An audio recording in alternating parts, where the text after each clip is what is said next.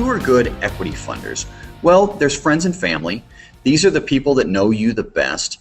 And for young companies, these are the person who is running the venture is really in a lot of ways more important than the actual organization. That do you, the business owner, and you, the entrepreneur, have that grit that is going to make sure that when times are tough, you stay focused with this and continue to work hard to make sure that you're providing a return and growing this business. Angel investors is a class of people, usually it's individuals that are managing their own money, that make investment in early stage companies. And then institutional investors, these are people that are managing money on behalf of others. So they have a pool of money that is available for investment.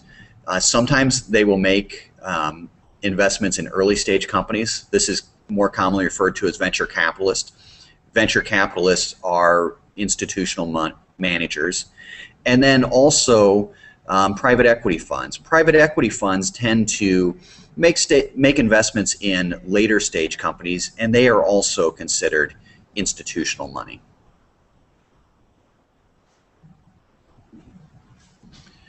So not all equity is equal. There's kind of two different classes that we're going to talk about first.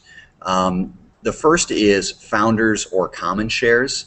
Founders, when a company is created, receive shares in the company, or if it's an LLC, they will receive membership units.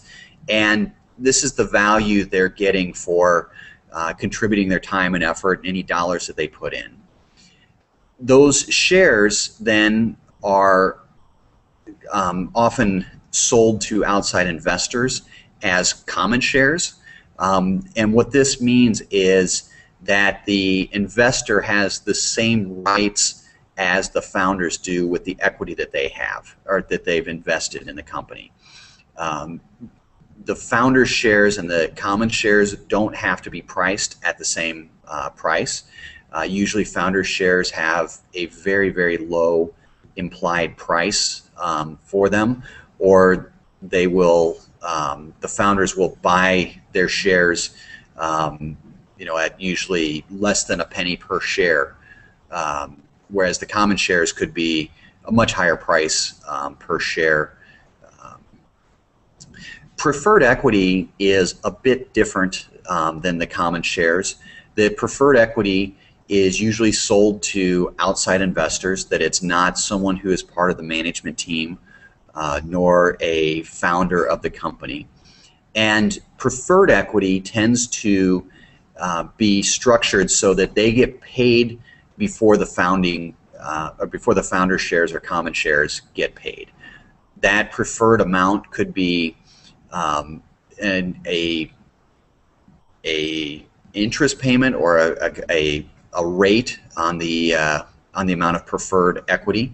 So if there's $100 of preferred equity and there's an 8% preferred return, the preferred people or the preferred shareholders will get $8, which is 8% of $100, paid to them before the founders or common shares get the balance. And then if there's some sort of event at some point in the future, the preferred shareholders can get a higher or get preference to when they get paid.